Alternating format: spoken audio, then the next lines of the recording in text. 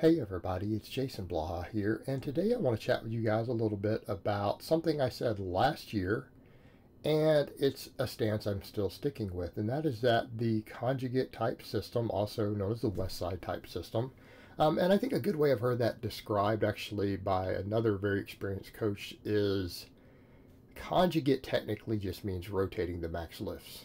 Okay, the West Side system is a form of concurrent periodization that utilizes the conjugate system with dynamic effort works, max effort work, and repetition effort work. And I think that's a good way to look at it. So when I say even the conjugate system, I generally mean the West Side type system. And I think it's generally the best way to train overall. Now, the downside is that obviously teaching a novice to do this outside of the care of a coach is not a good idea. Have I successfully coached lifters I would classify as late novices using it? Yes. Yes, I have. And I mean, I've taken guys from barely breaking 300 deadlifts up to about 400 or beyond 400 even doing it, who are still way behind novice lifters. So it works for them. But the situation with it is that the only downsides people come up with it to really is, oh, it's so equipment intensive. But that's not true. Yes, this system is intended for you to acquire as much equipment as you possibly can to have access to in a perfect world, so that you have everything optimal, massive amounts of variation, because it's a system that is anti-minimalist. This is the most anti-minimalist strength training system you'll ever find, because we want continual variation. However, it's also a system that is intended to work around whatever equipment you have. So, I mean, what people have to remember, so even at Westside, before they had a certain piece of equipment, they made the system work and broke records before they had that piece of equipment, or the next one, or the next one, or the next one that they added. They make it work with what they have. So that's usually a big complaint. Usually other criticisms are things like it's low volume, which is nonsense. Anyone who says that's clearly never run it, never trained at gyms where the coaches and lifters use it, it's a nonsense argument. You know, you'll see people argue all different sorts of directions. You'll hear people say, well, it only works for elite lifters and elite athletes who are in the NFL and MMA and power lifters who are already close to world records. That's the only people it works for, all on tons of gear. Well, that doesn't seem to be the case either. I've watched it with my own clients. I've watched guys who had been stalled excel on it. And I'm talking guys who stalled at novice numbers, or guys who stalled at advanced numbers. They all excel on it. Of course, then again, I've heard someone else say, well, this won't work for elite lifters. You can't max out every week. I had someone in my comments say that. I'm like, wow, what a moron. Like, how stupid do you have to be to take a system that something like 80 world record holders use to break world records and to say, oh, this can't work for guys who are really strong. It can't work. It only works for weak guys. Like, that was the most ridiculous criticism I've ever seen of it, and I was just baffled. Like, where do people come up with this? But back to the point. This is generally what I consider to be the best way to train. Why? Because it's versatile, it's adaptable. It adapts to the individual. It's a proven set of templates, right? It's a proven set of templates where you do max effort work twice a week, and then you do either speed work twice a week or repetition twice a week. You'll say, what does that consist of? 5x5, 6x6s, 8x8s. I usually do 5x5 and 6x6 for my clients who do the RE days. So that's box squats, bench pressing, sumo deadlift. Okay, that's the only thing we use for the RE if we replace speed work with it. And I usually only do like one set of something like sumos for 5 reps.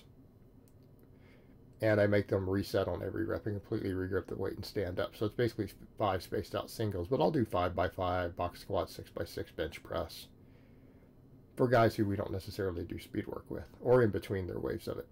So it's a proven set of templates that work where you're rotating max effort lifts, and it allows you to develop maximum strength, maximum hypertrophy, and overall performance every single week. And again, it's a proven system that you can custom tailor to the needs of each individual.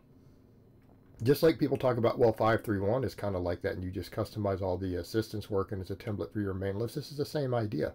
But this, again, has more variation available. And it's a system that you can make work with whatever equipment that you have. All right, I have people I coach right now who use this system who don't have bands, chains, and specialty bars. Some of them might have one specialty bar. And if they have one at their gym, we use it. We make the most of it. But the best thing I can get guys to do is, even with the home gym, get a stack of those Evo foam pads like you see me box squatting on. Okay, those work wonders. A bench block. Man, if you just have a bench block in those pads, even if you're just running normal barbells and plates and weights, you can do a ton with this system. But you work with what you have. But you hit maxes every week. And anyone who wants to get maximally strong, and maximally strong includes sports ability, your ability to jump as high as possible or to sprint, relies upon max strength to some extent. You need maximum force production, and you only learn that hitting max lifts. There is no way to get good at maxes other than hitting max lifts. That's it. It's the only way to learn how to lift maximally. And again, another topic I need to cover, it carries over to other lifts. Okay, it's not like learning how to max out on one lift only applies to that one exercise, and that's where people get lost on it. Okay, so the system does that. It's a system designed to use that to determine where your weak links are. And if you can determine where your weak links are, you can figure out where to put most of your hypertrophy. Because your speed work and your RE work puts size on you. The other 2 days are there, those things all put size on you, irrespective of your views on speed work. Speed work is absurdly hypertrophic.